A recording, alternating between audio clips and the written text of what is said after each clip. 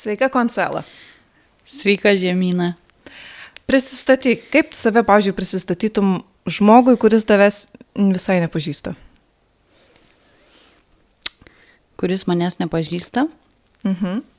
Ar kaip save apibūdinti? Kas aš esu gyvenime, ką aš veikiu? Aš manau, kad jo, ir ką veiki gyvenime, ir galbūt net kokia esi. Na, tai kaip ir pasisveikino, mano vardas yra Konsuela. Aš pas tave atvykau iš Šiaulių. Ir aš manau, kad esu labiau prie meno žmogus, nes viską, ką dariau iki šiol, tai buvo būtent vis tiek kažkiek tai buvo atitrūkimas nuo muzikos, bet daugiau mažiau mano gyvenime visą laiką dominavo muzika. Ir gal tai, nežinau, lemia kažkiek, kad turiu romų kraują. Vis tiek genai persiduoda, mama mano labai gražiai dainuodavo, bet mano svajonė visą laiką buvo kažką gyvenime daryti su muzika. Kažkada man buvo Būk artistas tokioje laidoje, kurioje dalyvavau 2002 metais. LRT laida buvo tokia Būk artistas. Ir ją vedė žurnalistė Ligita Juknevičienė ir aktorius Jokubaitis. Tai ten aš tapau vakaro artiste ir tame diplome šokių studijos Aura, direktorė Birutė Lietukaitė, man atrodo, parašė: linkiu, kad daina taptų tavo gyvenimu. Tai man labai šitie žodžiai įsiminė iš tikrųjų ir mano svajonė iš tikrųjų buvo, kad daina taptų mano gyvenimu. Tai ir Yamaha muzikos mokyklos direktorius visą laiką linkėdavo, ta prasme sakydavo, linkiu, kad tavo karjera eitų aukščiau, kad tu pasiektum daugiau ir kad tu stengtumėsi dėl to, nes talentą tu gali turėti, ta prasme, 1%, o darbo tu turi įdėti 99%, kad kažką pasiektum.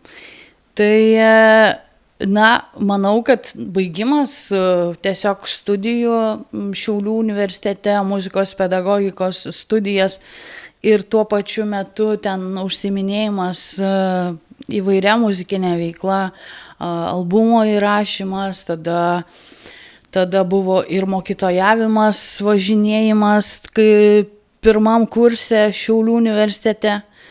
Na ir po to buvo kažkokia pauzė mano gyvenime su muzika susiję, nes buvo iš tikrųjų daug to važinėjimo ir taip toliau. Kaip žinom, Lietuvoje iš tikrųjų muzikos mokytam, ar iš vis nežinau, mokytam yra nelabai lengva. Jeigu nori susirinkti tam tikrą valandų skaičių, turi dirbti per kelias institucijas ir važinėti taip pirmyn atgal, bet sakau, kadangi dar esu empatas žmogus, tai stengiausi būti, ta prasme, vis tiek naudinga ten, kur aš dirbau. Bet važinėti teko labai daug. Okay, tai taip susumavus, esi dainininkė, muzikantė, mokytoja, jo, ir iš esmės, kaip pasakei, prie meno, tai menininkė, ką čia iš tikrųjų slėpti, ar ne? Taip. Tai labai, žinai, man užkliuvo iš tikrųjų tavo tas pirmas toks, žinai, tavo atėjusi ta mintis, prisiminimas turbūt, už kurio ir užsikabino galbūt tavo ir karjera viso gyvenimo, ar ne? Tas projektas LRT. Taip. Organizuojamas, kaip vadinosi jisai, dar primink? Būk artistas. Būk artistas, okei. Aš jau turbūt dar nelabai fiksavau informaciją, kurią televizoriuje buvo, nes man turbūt 5 metai, tada buvo 2002, tai jo tokia. Okei, bet ar tada tu tik, kaip sakyt, nusprendai taip, kad eiti tuo keliu, žinai, būti dainininkė, ar ten mokytoja kažkokia, kad jau tikrai gyvenimą sieti su muzika, ar tai buvo tokia birkštis, tokia kūrybinė užsimesgusi dar anksčiau tavo gyvenime? Dar anksčiau, tai buvo dar anksčiau. nes dainuoti iš viso pradėjau nuo 5 metų, sakykime. Kadangi pas mumis giminės baliai būna tokie platus, dideli, tai būna, na kaip, muzikantai, gyva muzika. Ir visą laiką būdavo noras prieiti prie mikrofono ir, pavyzdžiui, dainuoti. Ir per vieną giminės balių man buvo kokie 5 metai, 6, aš padainavau ir tyla pradėjo, reiškia, vyksta ar ne balius ir šurmulys. Ir aš pradėjau dainuoti prie to mikrofono ir visi nutilo. Neišsigandai kaip vaikas? Gal šiek tiek ir išsigandau, bet ir po to karto manęs prašydavo visą laiką per giminės balius, kad dainuodavau, kad dainuoti. Tai va tokia ta patirtis, o po to buvo labai tokie įdomus laikai, įdomus metai, kada aš atsimenu, pirmą kartą atėjau į Yamaha muzikos mokyklą Šiauliuose groti klavišinių instrumentų. Ten dėstė tikrai žinomas žmogus Lietuvoje dabar, Laura Remeikienė. Ir buvo tada tik tai klavišinių instrumentų klasė ten. Tai aš atėjau ir kažkaip tai direktoriai, tai Ala ir Kęstutis Gasevičiai, tai pasižiūrėjo. Sako, nėra dainavimo klasės, gal tu, sako, ateik geriau į dainavimo klasę. Ir po metų atsirado dainavimo klasė. Ir aš atėjau pas juos dainuoti. Ir jie išgirdo mane ir pamatė didelį potencialą, pamatė, kad aš esu talentinga. Ir būtent šitie žmonės, tos mokyklos direktoriai, reiškia, ir mes pradėjom su jais labai tokią įdomią kelionę. Man tai buvo žiauriai įdomu, nes buvo, reiškia, koncertai, pasirodymai, įvairiuose miesto vietose, iš miesto mes važinėjom, tada buvo Kulikausko, reiškia, pamokos specialiais atvažiavo, kad dėstyt, parodyti meistriškumą, kaip reikia.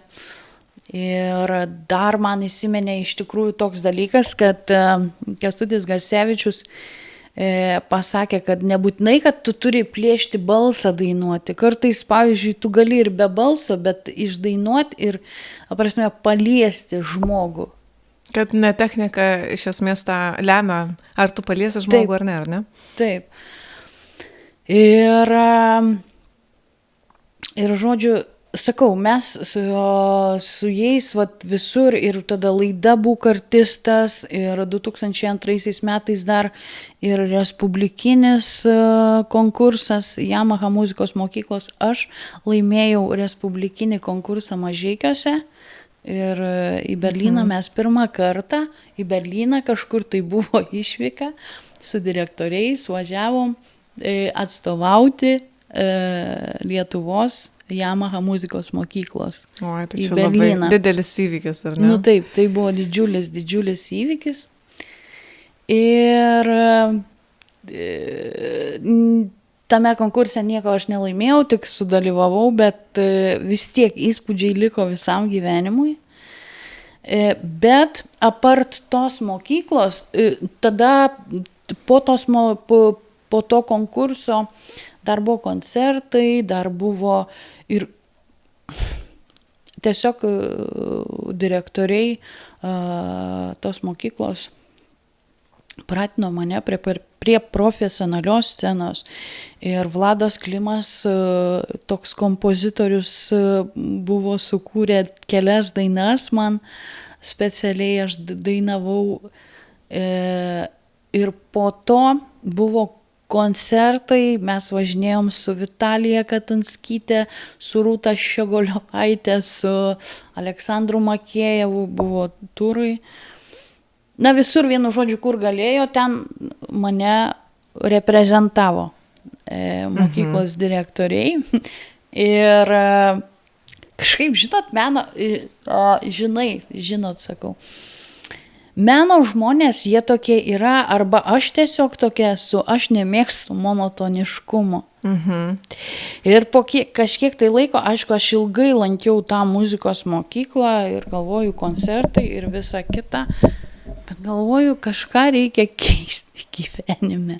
O tai tau labai įdomiai, žinai, pasakei, o tai tau nusibodo tas tiesiog ant scenos būti? Ne, man nenusibodo, man buvo labai gerai ten. Bet žinai, kas buvo blogai, kad tie žmonės viską daro dėl manęs. Ai, kad ta prasme, tu norėjai pati kažkokią... Aš norėjau pati daryti kažką, nes tai buvo visiškai svetimi, ta prasme, žmonės ir jie labai stengiasi dėl manęs ir viską darė. Ir aš tiesiog išėjau iš tos mokyklos, aišku, direktorė ten buvo perpikus ir taip toliau ir panašiai. Bet... galvojau, kad reikia man rinktis tiesiog savo kelią ir jeigu muzikinis kelias. Ir aš vienu žodžiu nuėjau į konservatoriją mokytis choro dirigavimo specialybės, nemokėdama, reiškia, nei vienos natos, nes aš muzikos mokykla šita buvo tokia daugiau į koncertus orientuota. Taip, pasirodymai. Pasirodymai, taip. Bet kas susijęs ten su muzikiniu išsilavinimu ar ten būtent muzikinė raštvedyba, tai nieko nebuvo. Ir į konservatoriją aš atėjau nemokėdama nei vienos natos, bet kažkaip įstojau, išmokau etiudą pagrot per mėnesį. Nu va, tai teko prisivyti greituoju būdu. Ir žodžiu, vat... įstojau į Šiaulių, dar buvo Sauliaus Sondeskio konservatoriją, dabar jau yra, man atrodo, kad ar pirmoji muzikos mokykla. Ir po 4 metų ten baigiau chorvedybą, choro dirigavimo specialybę ir įstojau į Šiaulių universitetą. Ir vat Šiaulių universitete, aišku, dar atsimenu irgi, vat aš dažnai labai prisimenu Kęstučio Gasevičiaus posakį. Tie posakiai būdavo tokie reti, bet jie buvo labai prisimenami tokie. Aš atsimenu, kad jis davė interviu, būtent apie mane, ten buvo ir straipsniai pastoviai laikraščiuose.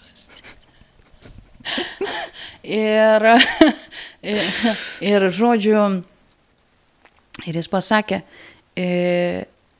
reikia paruošti taip, kad po to nebūtų žmogui, žinai, kaip iš baseino į jūrą išplaukti, supranti? Nes po to galima paskesti. Ir aš labai ėjau atsargiai, iš tikrųjų, buvo tokių žmonių, kurie ir palaikė. Ir aš labai esu, nežinau, dėkinga likimui, Dievui, kad būtent taip susiklosti. Aišku, aš irgi labai daug pastangų įdėjau, kad po tos mokyklos, po Yamaha muzikos mokyklos, kur buvo, tikrai, ta prasme, ten tiesiog aš buvau kaip kokiam, nežinau, tokiam šarve. Burbule, ne? Taip. Ir po to viena ir taip toliau, bet buvo Romų projektai, buvo mano albumo įrašymas LRT Lietuvos radijo ir televizijos studijoje. Oho, tai pala, pakalbėkime daugiau iš tikrųjų. Tai, o kas tam albume buvo, žinai, kokia muzika, ar pati tu prisidėjai prie kūrybos, ar tau, kaip sakai, parašė tada kelias dainas, kaip viskas vyko? Aš pati rašydavau dainas, jau po to albumo, bet ten buvo daugiau tokios Romų dainos.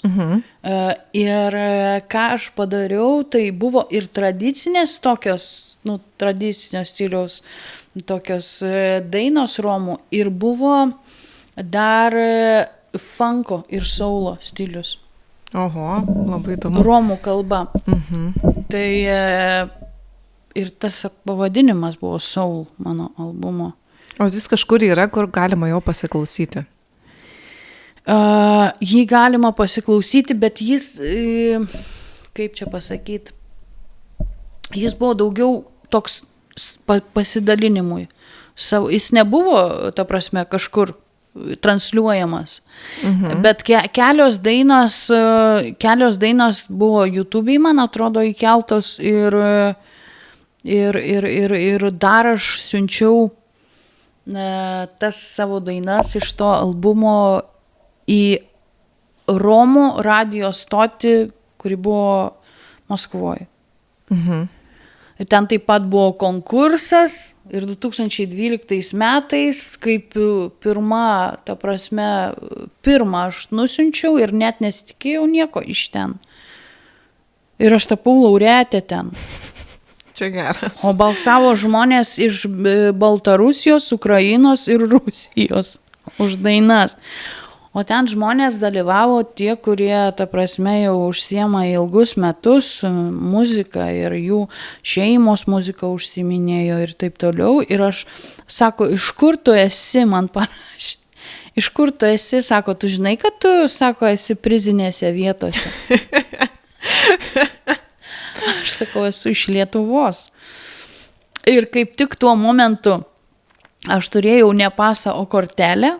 Man reikėjo susitvarkyti ir aš nespėjau nuvažiuoti pasiimti apdovanojimo, o apdovanojo tikrai žinomi atlikėjai Rusijoje, kurie dabar yra, žinosi, Sopovliašvili yra toks, po to Radarai, ten vienu žodžiu žinomi šiandieną atlikėjai. Tolokai ta šalelė. Tolokai šalelė ir man, bet tai buvo, kažkas irgi, kažkas tokio, kad sprogimas toks. Ir mes jau, man atrodo, nukrypom nuo temos trupučiuką. Tai čia taip pas mus rutuliuojasi labai organiškai viskas. Jo, tai čia apie tą, žinai, albumą tavo patį, kaip vyko tas įrašymas, sakei, gyvi muzikantai buvo, ar ne? Tame, ar gamino fonogramą? Gamino fonogramą ir aš įsirašinėjau, bet pati ta autentika, sakykime, LRT radio studijos, yra garso įrašo studijos. Tai irgi, kažkas tokio. Iš tikrųjų, kur žvaigždės, kur tu, pavyzdžiui, prasilenki, ten pamatai kokią Ščiukaitę, ne, dar kažką, tai, įdomi iš tikrųjų. Aura, įsigėrus į sienas jau. Taip, gana įdomiai. O tada darbas, universitetas, viskas su muzika, kur koncertai, kur tas, iš tikrųjų. Muzikos žmogus negali tik dainuoti, jis turi dar užsimti 100 darbų, kad jis galėtų pragyventi. Kad jis galėtų ant tos scenos nueiti padainuoti. Kad jis taip galėtų kažką padaryti. Ir tada Romų projektai visokie ir taip toliau. O sakyk dar, man labai, žinai, vis pamini Romai, tai aš ir noriu paklausti, žinai, tokių gal, nežinau, kalbų sklinda ar kažko, kad visi labai daininga tauta yra, labai muzikali, bet vis tiek turbūt išsiskiria, negi visi su muzikiniam klausom, man taip įdomu, žinai. Ne visi. Nes vis tiek kažkas iškyla, o kažkas ne, dauguma, ar ne? Čia dėl to muzikalumo Romų tautos, dėl to muzikalumo. Tai taip, genai savo daro. Ir ta prieš istoriją Romų, irgi, nes Romų tauta atkeliavo iš Indijos. Ir viską, ką jie darė, netgi yra toks filmas, ar Romų kelias, tai ten parodo, kad viską, ką jie darydavo buityje, ten puodai, žysdavo tos puodus, ar ten tvarkydavos, ar dar kažką. Ir viskas turėjo savo ritmą. Ta prasme. Ir tai irgi daug ką reiškia. Nes visa tai ateina iš tų protėvių, ta prasme. Ir kada keliaudavo, visą laiką būdavo ir dainos, ir šokiai prie laužo ir taip toliau. visas tas dalykas, jisai persiduoda, bet tikrai ne visi romai sugeba dainuoti, o dirbti ar daryti kažką su muzika, čia turi būti specifinis kažkoks, nežinau, noras ir potraukis. Gal pašaukimas? Gal ir pašaukimas netgi. Tai manyčiau, kad taip. O kai tu, Consuela, pavyzdžiui, lipi ant scenos dainuoti, tai iš tikrųjų tu ką labiausiai atskleidi dainuodama? Man labai įdomu šitas dalykas, nes kartais eina kiti žmonės užsidedami kaukes, yra labai daug tokių šiaip dainininkų, kur, labai galima pamatyti, kad jis išmokęs ten paskiriačiuoti rankytėm, dar kažką, parodyti labai, tokia mokykla praėję, kur iš tikrųjų pasižiūri ir neįdomu, neautentiška.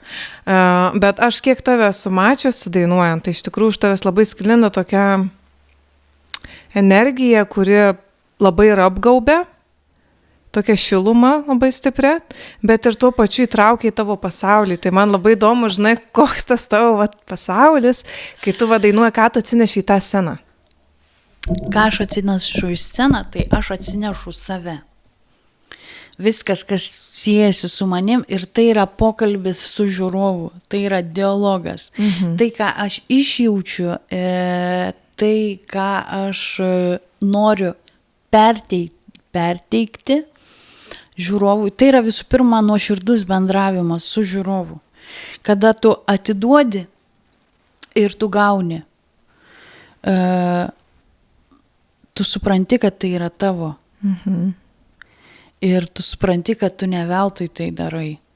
Ir tu supranti, kad tai yra tavo vieta, kur tu ir turi būti.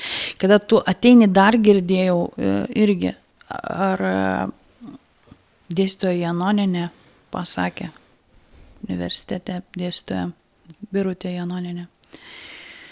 Kada tu ateini į sceną ir tu stengies kuo greičiau tą prasme atlikti ar parodyti kažką, tai labai jaučiasi. Ir tada nėra įdomu žiūrėti žmogų. O kada tu ateini išbūti scenoje, pavyzdžiui, išbūti, pasidalinti, pakaifuoti. Tai yra visiškai kas kita. Tu tiesiog daliniesi, tu tiesiog išbūni, tu tiesiog nori perteikti, parodyti ir ten, kur gal kažkada, pavyzdžiui, gyvenime visi tikėjosi, kad tu suklupsi, ar ne, bet tu paėmi, atsistoji ir su ta pačia energija tu išeini į sceną, kad parodytum, aš gyva, aš čia, aš su jumis. Labai, labai graži mintis. Taip, tai labai džiaugiuosi iš tikrųjų, kad taip išjauti, nes tokių žmonių ant scenos tikrai labai reikia. Ir ar manai, kad visgi vyksta kažkokia kūryba ant scenos, kai užlipi, nors ir atlieki iš tikrųjų kažkokį kūrinį, ar ne? Tuo metu nekuri kažko, bet ar vyksta ta kūryba ar ne? Tikrai manau, kad vyksta. Nes tai yra natūralu. Gal kažkur tai negali būti taip, kad, sakau, jeigu tu išmoksi natą į natą, ten padeklamuosi, tai nebus įdomu. Scenoje visą laiką turi gyva improvizacija būti.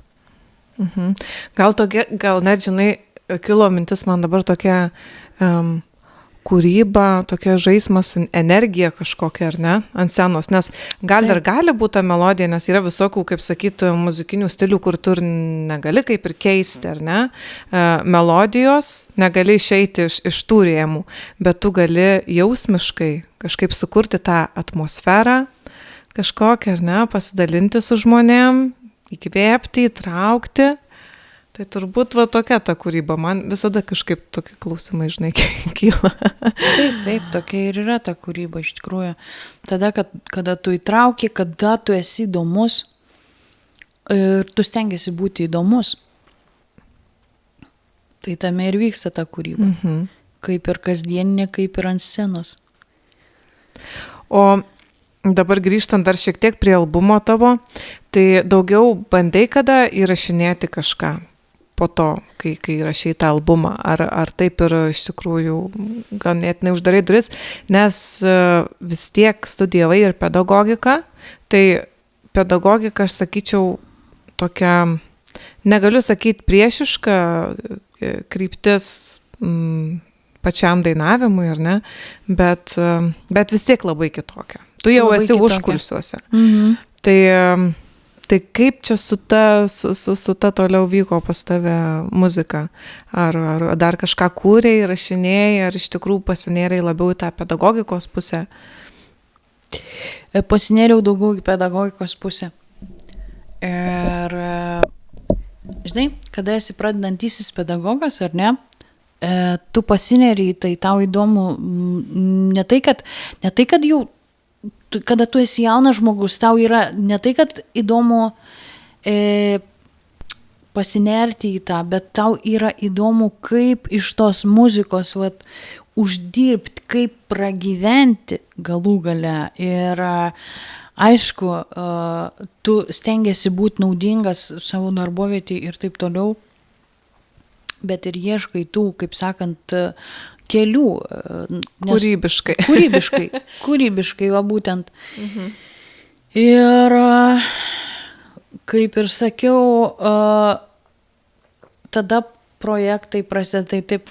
Nežinom iš tikrųjų, kad įsirašyti ir kokybiškai padaryti kažką turi nemažą finansų resursą turėti irgi. Tai yra resursai, tai yra pinigai.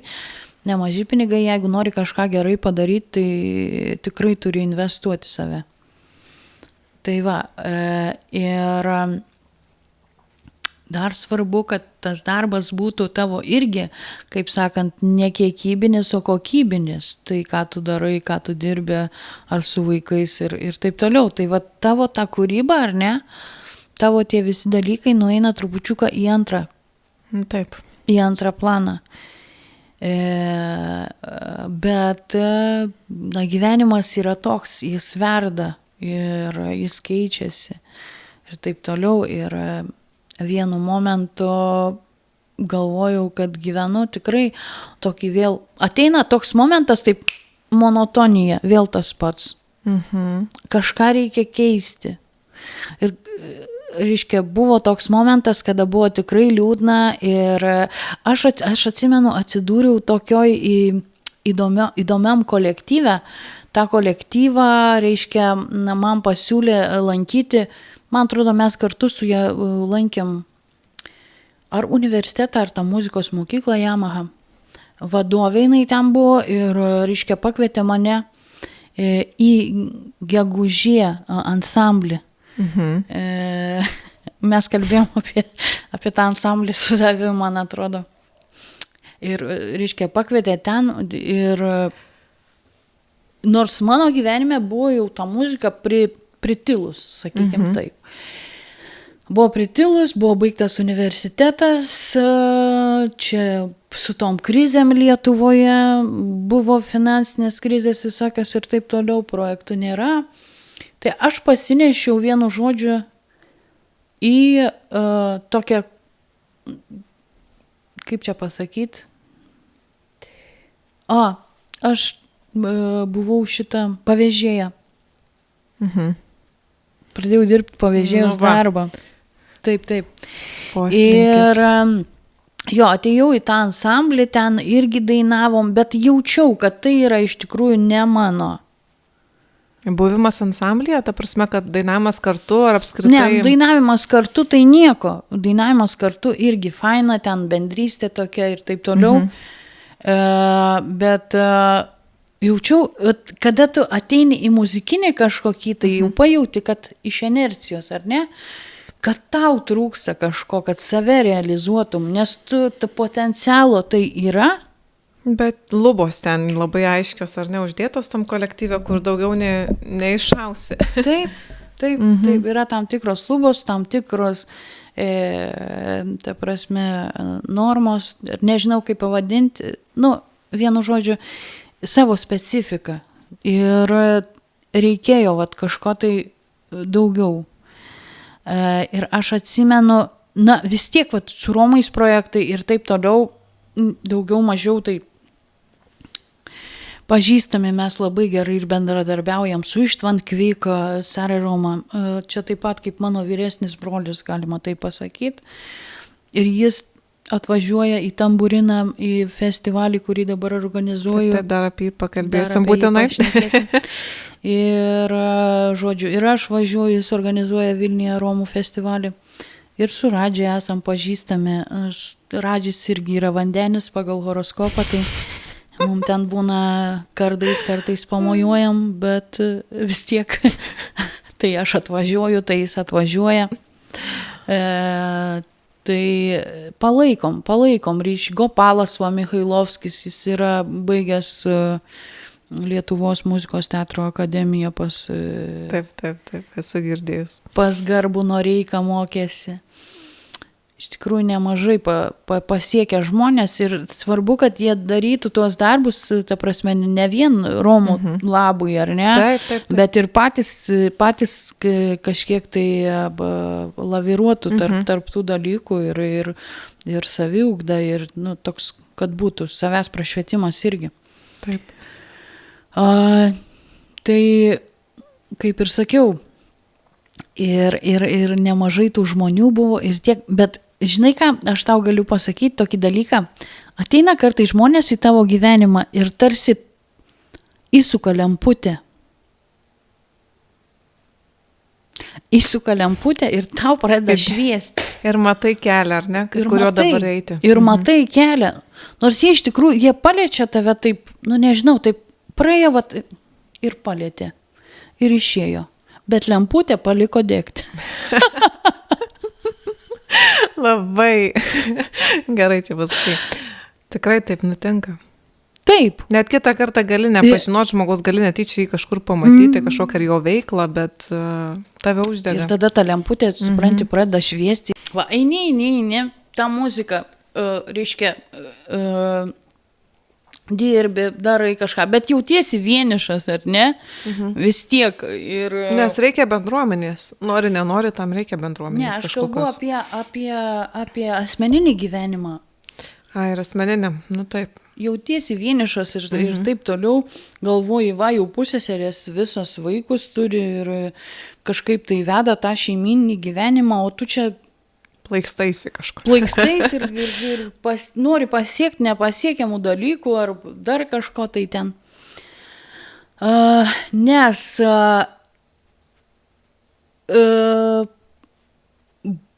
buvo mano gyvenime, reiškia, toks dalykas, kad galvojau, kad ištekėsiu kaip ir visos, susilauksiu vaikų. Pasirodo, žmogui to nereikėjo, nei tų vaikų, nei tos šeimos. Ir tiesiog reikėjo tos ramybės vidinės, iš tikrųjų nesinorėjo. Pas mumis, kadangi yra pas Romus tradicijos specifinės ir tai yra labai susieta su šeima. Ir taip neturėtų iš tikrųjų būti, kad žmonės, ta prasme, kištųsi į asmeninius dalykus ar gyvenimą ir taip toliau. Bet, sakau, mano pirmoji vedybinės patirtis buvo, nepalinkėčiau nei vienam. Ir po to, atėjus į tą ansamblį, kaip ir sakiau, mane palietė labai vienas žmogus ir įjungė tą lemputę, kad vienu žodžiu. Ir aš susiradau žmogų ir po kažkiek tai laiko man 36 metų gimė dukra. Kas tapo, kaip sakant, mano gyvenimo tikslu, kad aš turiu daryti dėl jos ir stengtis ir gyventi ir taip toliau. Ir po to, taigi prieš tai mes dar dalyvavom su tavim Baltrum projekte, įrašėm dainą, kas buvo, tikrai, po to jinai pasklido ta daina ir tu įsivaizduok. Pasakok. Įsivaizduok. Žmogus, pavyzdžiui, Maskvoje yra tokia šeima Demetrai. Demetrai yra Romų šeima, kuri dar karo metais jie turėjo savo ansamblį Romų ir koncertuodavo. Viena šeimos narių poetė ir brolis tos poetės, kuri yra žinoma visame pasaulyje Romų bendruomeniai. Brolis parašė tą dainą, Kurią kur aš dainavai tam dainavau. projekte. Taip, ir jis man parašė, tas brolis, o jis jau garbaus amžiaus žmogus, sako, ačiū, kad tu populiarini, sako, mano dainą, jinai suskambėjo Jetau. naujai. Kaip Nu, mane miela. tai palėtė nenormaliai. Bet ir prie to prisidėjai tu savo džiaziniais akordais. Kažką ten jo biški papa. Taip, ir ši daina suskambėjo Pagrojau. naujai ir tai buvo kažkas bum, kažkas wow. Ir po to laiko po Baltrum projekto, taip, aš dirbau pavėžėję, kadangi sakiau su darbais, bet to trūko man to muzikavimo, kadangi net ir dirbadama tą pavėžėję trūko man, aš jaučiausi, kad aš esu ne savo. O kažkaip neribojo tavęs pats miestas, sakykime, nes iš tikrųjų vis tiek kiekvienas miestas turi savo veidą. Lietuvoje ypatingai, aš manau visam pasaulyje kiekvienas miestas turi savo veidą, žinai. Tai kažkaip, nes muzikuojant vis tiek reikia daugiau su kažkuo susiburti, kad ta muzika įvyktų. Tu vienas esi vienas. Tu gali kurt, gali daryti, bet iš tikrųjų tų žmonių reikia. Nors ir dirbau pavėžėję, bet tamburiną aš organizuodavau.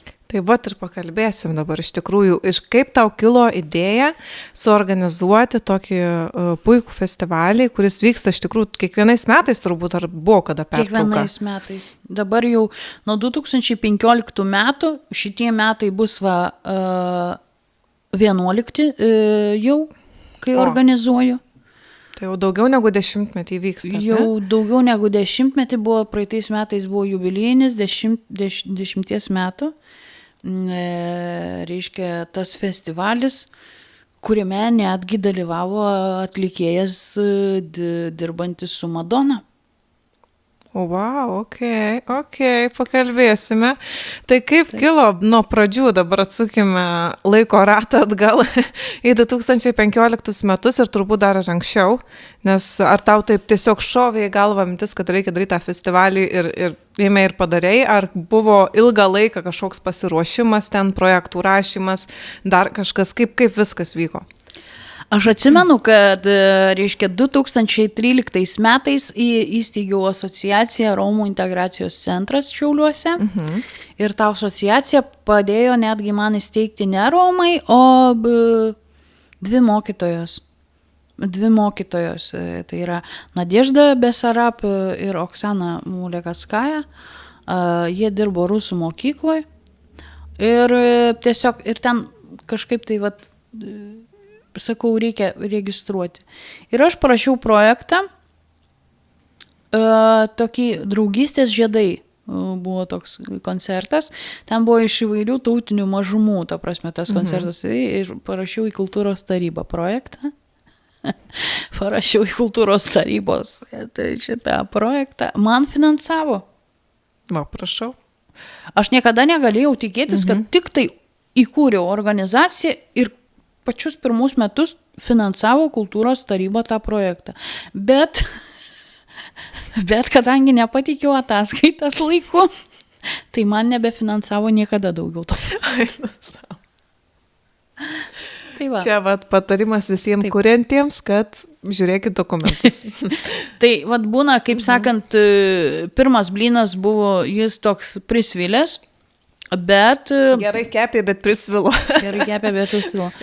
Bet, sakykime, po kažkiek tai laiko pradėjau inicijuoti tą mintį, kad reikia Romų muzikos festivalio. Ne jau tautinių mažumų, bet Romų muzikos festivalio.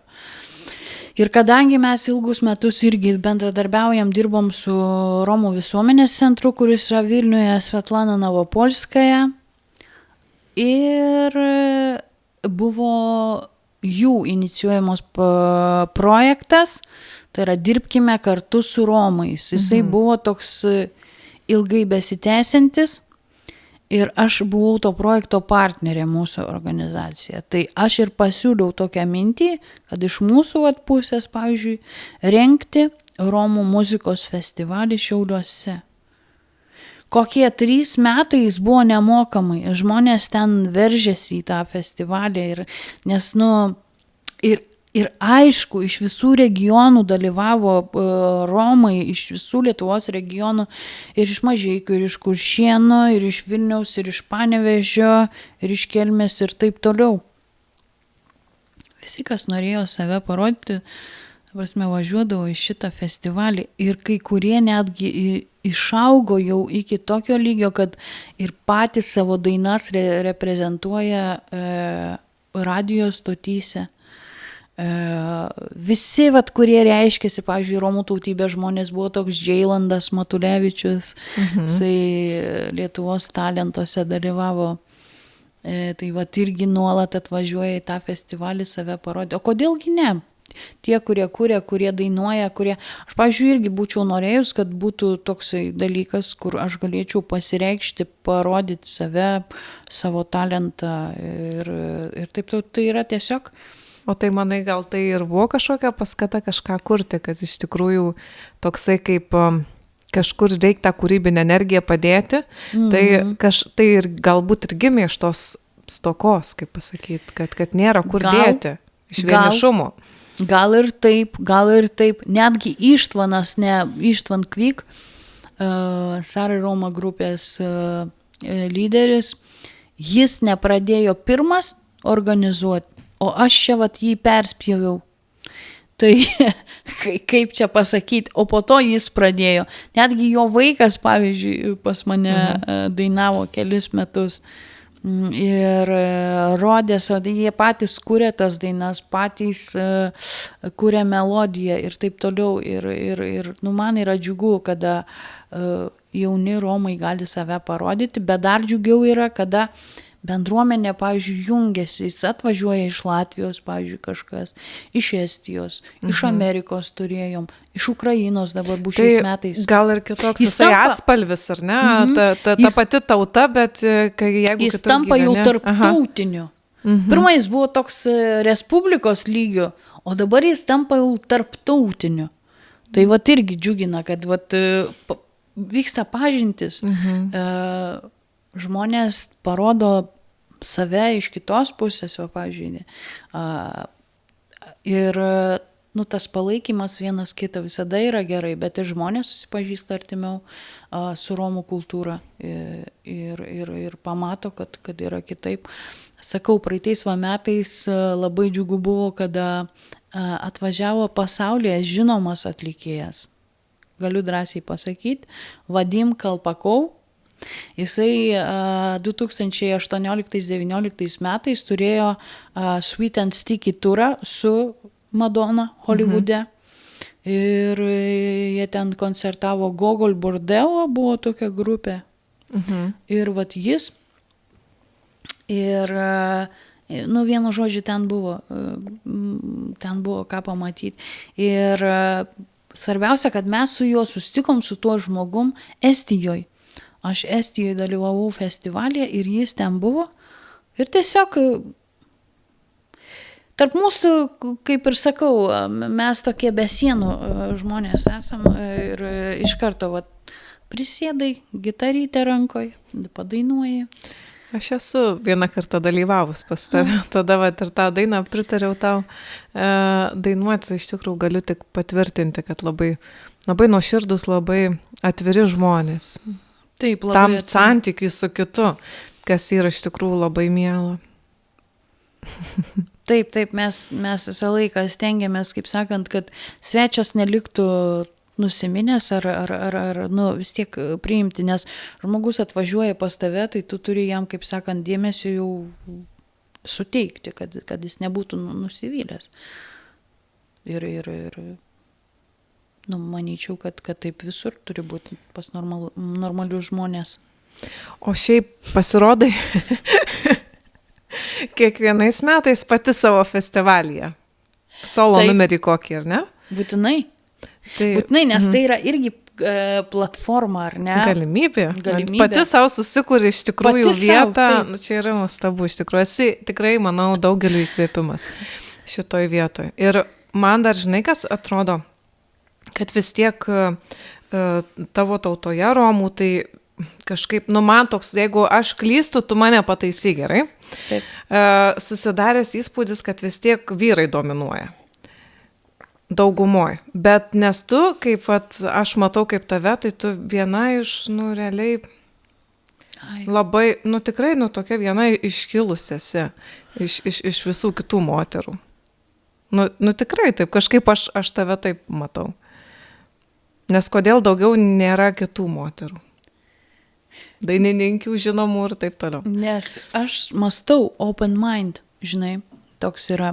Ir kaip ir sakiau, manęs bendruomenė neuždarė, ta prasme, dėžutėje ar ne kažkokioj, kad nes Romų bendruomeniai taip ir yra.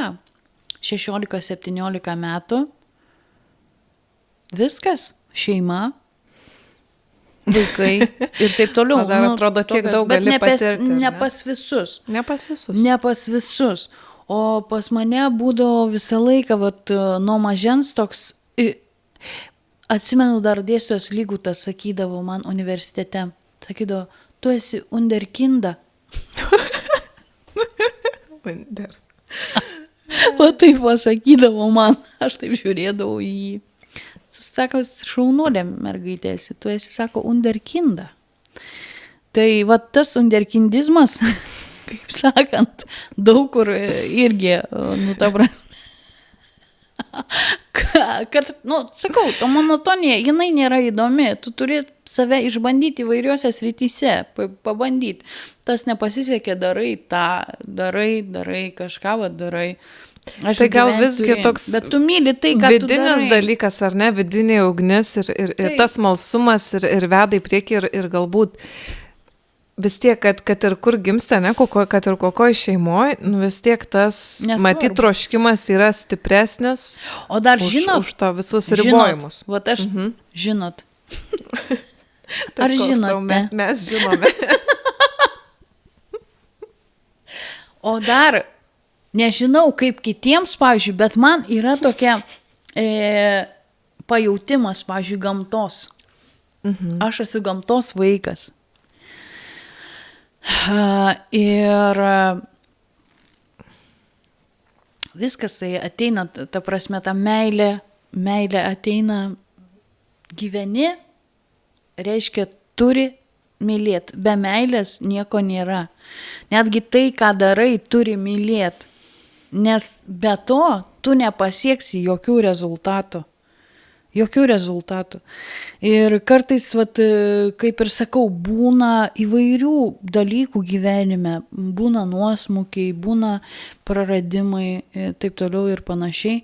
Bet tu suvoki, kad tu atsistoji ir tu dar daugiau įgauni tos jėgos daryti tai, ką tu myli. O jeigu tu myli, vadinasi, tu padarai. O tau gamta yra vienas iš įkvėpimo šaltinių? Taip. Irgi. Va, pavyzdžiui, einu irgi vieną dieną. Važiuoju eskavatorių. Galvoju. Sušiai. A ne?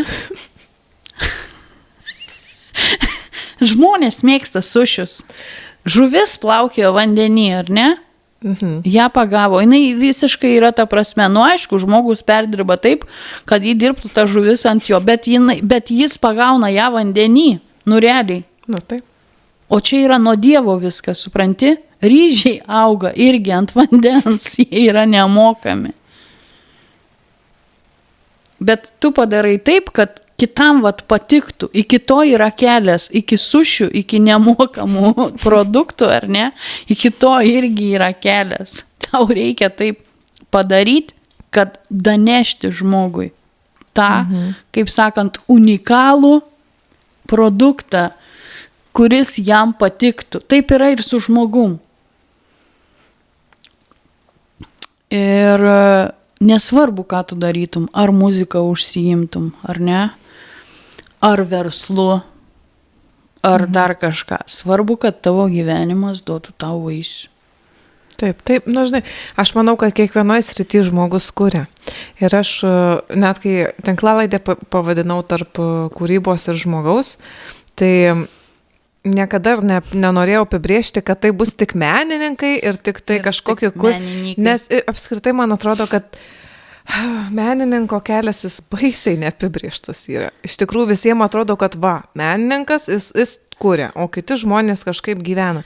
Bet iš tikrųjų tai menininkai irgi yra žmonės, tačiau jie yra žmonės. Jie, bet žmonės, taip. Tokie gal biski išsiblaškę, gal kažkokie, bet jie yra žmonės ir sakykime, tas, kol jis gali padaryti tą kažkokį tikrai produktą, būdamas menininku, tas kelias yra, labai ilgas kartais net gali būti iš tikrųjų. Ne, menas, žinai, kas yra menas? Aš tau pasakysiu. Menas būti harmonijoje su savim tarp chaoso. Taip.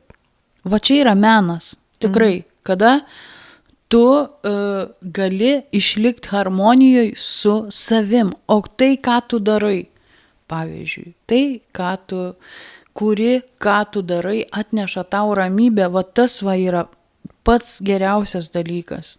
Man, pavyzdžiui, menas ir tai, ką aš darau, atneša harmoniją su savim. Kadangi aš visų klausiu to pačio klausimo, nes mano vadinasi pati tinklalaidė, tarp kūrybos ir žmogaus.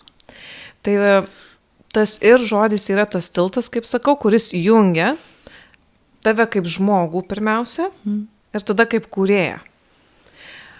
Nes vis tiek galima būti žmogum, kuris niekuom nesidomi ir kaip sakyt, gyvena visiškai tokį, ką matau, tą turiu, o kai žmogus yra vizionierius, jis negali nekurti. Bet žinai, menininkai dažnai būna vizionieriai. Jie labai susiplanuoja savo gyvenimą į priekį. Jeigu ten nepavyks, o gal ten pavyks, o gal šitaip padarysiu. Nes tu organizuojasi, kad ir, sakykime, dainininkai, ar ne, jie susirašo grafikus, jie turi, kur jie koncertuos, ką jie darys. Tai yra gyvenimas į priekį. Visų pirma, menininkas tai yra gyvenantis į priekį gyvenimą. Ir netgi turinti, sakykime, ribotus resursus, jis gali daug daugiau padaryti, negu kad tu sakai, kad tas žmogus, šiandieną gerai, o rytoj nesvarbu, kaip bus. Taip. Ir man atrodo, šiaip tu labai gražiai, žinai, jau papasakojai apie šitą klausimą, nors aš jį čia visiems užduodu, jau lingalo tinklalaidės, bet kaip sakai, gyveni žmogus ir reikia ir užsidirbti, ir išsilaikyti save ir taip toliau, ir tas menas iš tikrųjų kartais ta muzika ar bet kuo užsiimi tame mene, lieka kartais antram plane, bet tu visada pasikrauni tos kažkokios energijos ir visada grįžti į tai ir vėl. Tai aš manau, kad tas ir yra tiltelis jungiantis, žinai, kad kartais į vieną pusę nueini, labiau toj žmogiškojo, kaip sakyti, 3D puseliai pabūni, ar ne? Ir tada vėl kažką pamatai, vėl peršoki tą kūrybą per tą tiltą ir vėl kuri. Bet žinai, kas dar yra, irgi yra toks, mano atveju yra toks balansavimas. Visą laiką, man muzika negali būti per daug irgi, supranti? Jinai turi būti skani. Jinai turi būti, ta prasme, muzika mano gyvenime, aš kaip ir sakau, kad ir darbas ar ne, yra festivalis gerai, nes kada tu pasiemi per daug padaryti, tu matai, kad tu nesuspėji. Ir tada, kada prasideda tas kiekybinis, ar ne, kad kiekybės daugiau, ne kiekybę reikia žiūrėti, o kokybę. Kokybė. O kokybė, tas balansas, ten yra, supranti, toks, kaip pasakyti, mažas tarpas, tarp kad būtų sverta ir kad būtų, žinai, normal, kaip sakant, kad būtų gerai. Tai aš apie ką šneku. Irgi, jeigu tu dirbsi 10 darbų, tu nei vieno darbo normaliai nepadarysi. Supranti, nepadarysi nei vieno darbo normaliai. Tai užtat ir sakau, kad pragyventum, kad kažką, ta prasme, ir normaliai galėtum duoti ir vaikui, ir taip toliau. Aišku, muzika tu užsiminėjai, gali mokytojų būti, gali festivalį organizuoti ir taip toliau. Bet dar apart to, žinai, muzikos žmonės visą laiką, kurie, ta prasme, vis tiek jau ne vienus metus toje sferoje muzikinėje yra, vis tiek jie galvoja apie verslą, sakykime, tam tikrą savo, kad ir nedidelį, bet kad neštų, ta prasme, resursą, kad tu turėtum. Nes kada tu pradedi labai eiti į tą, tu nepadarai nei vieno darbo tada normaliai. Mhm. Nes man, sakykime, gyvenimo patirtis tą dalyką parodė.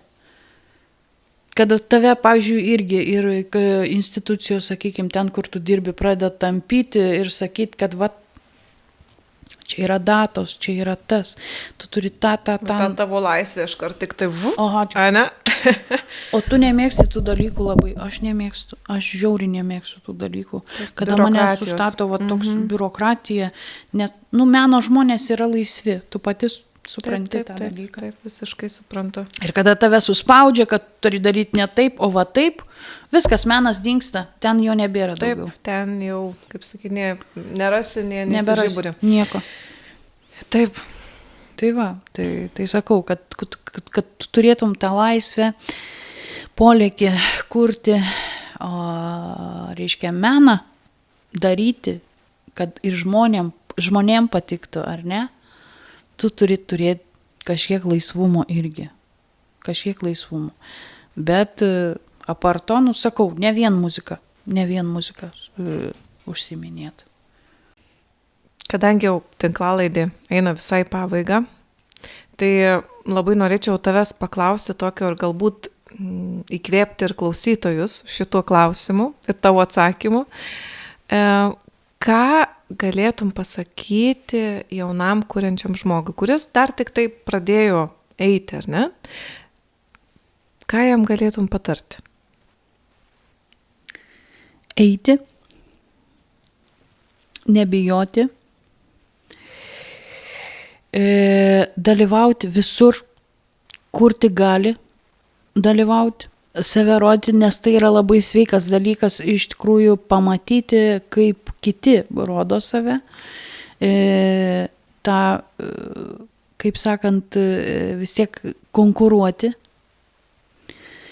ir niekada nebijoti padaryti kažką blogai, nes kada tu padarai blogai, tu pamatai, atsikeli ir stengies daryti geriau. Be patirties nieko niekada nebus. Tai aš palinkėčiau, kad tik į priekį eiti, būti drąsiems, eksperimentuoti ir siekti savo svajonių. Labai gražu. Labai ačiū tau. Ačiū ir tau. Ooh.